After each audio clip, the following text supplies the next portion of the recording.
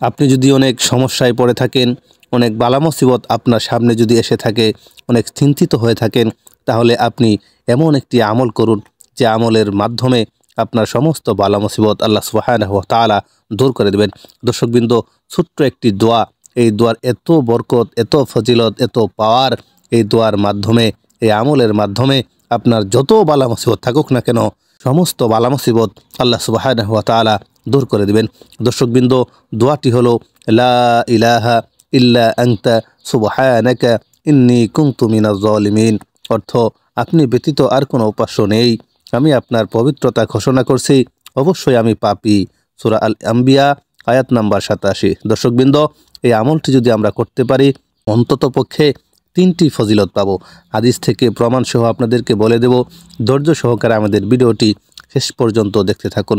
দর্শকবৃন্দ, এই আয়াতে আল্লাহ তাআলা ইরশাদ করেছেন, আমি নবী ইউনুসের প্রার্থনা মঞ্জুর করেছি, তাকে দুঃখ থেকে মুক্তি দিয়েছি।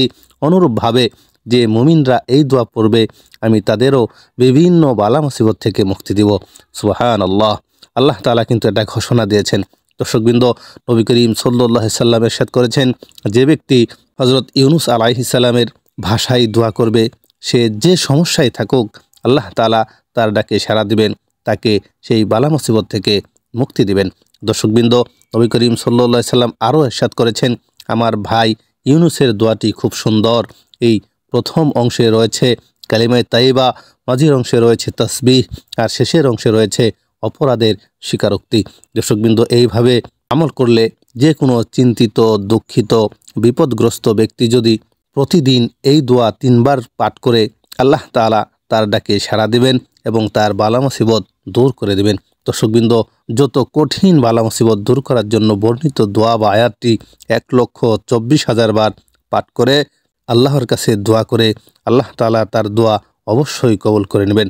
দর্শকবৃন্দ, এরকমভাবে যদি আমরা লা ইলাহা ইল্লা আনতা সুবহানাকা ইন্নী কুনতু মিনাজ জালিমিন এই আমল করার তৌফিক দান করুক, সবাই বলি আমিন। প্রিয় দর্শক, এখন আমরা জানবো, আমরা যে আমল করে থাকি আসলে আমলটা কি। আমল মানে হলো কাজ, মানুষের প্রতিটি ভালো কাজই ইবাদত, আর আল্লাহ তাআলা মানুষকে তার ইবাদতের জন্য সৃষ্টি করেছেন। এই আমল কবুল হওয়ার জন্য ন্যূনতম 4টি শর্ত রয়েছে।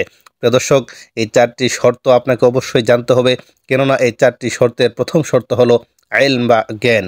যে আমলটি করা হয় তার জ্ঞান থাকা অবশ্যই জরুরি, অর্থাৎ ইলম ছাড়া আমল বিশুদ্ধ হওয়া কঠিন, আর এই আমলই কবুল হয় যা সহি শুদ্ধ করা হয়। প্রিয় দর্শক, দ্বিতীয় নাম্বার শর্ত হলো নিয়ত ব্যতীত আমল প্রতিদান প্রাপ্তির যোগ্য নয়। এমন অনেক আমল রয়েছে যা নিয়ত ছাড়া কবুলই হয় না।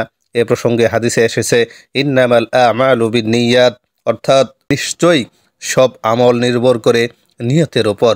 বুখারী শরীফ। দর্শকবৃন্দ, 3 নাম্বার শর্ত হলো সবর বা ধৈর্য ধারণ করা। ধৈর্য এবং স্থিরতার সঙ্গে প্রতিটি আমল করতে হবে। নেক আমল করতে গিয়ে বান্দা যে অস্থিরতার সম্মুখীন হয়, তাতে ধৈর্য অবলম্বনের মাধ্যমে আমলে মনোযোগী হওয়া। এই 1 এবং 2 নং শর্ত দুটি আমলের পূর্বেই সম্পন্ন করতে হবে। স্থির এবং ধৈর্যর সাথে আমল করার সময় অবলম্বন করতে হবে।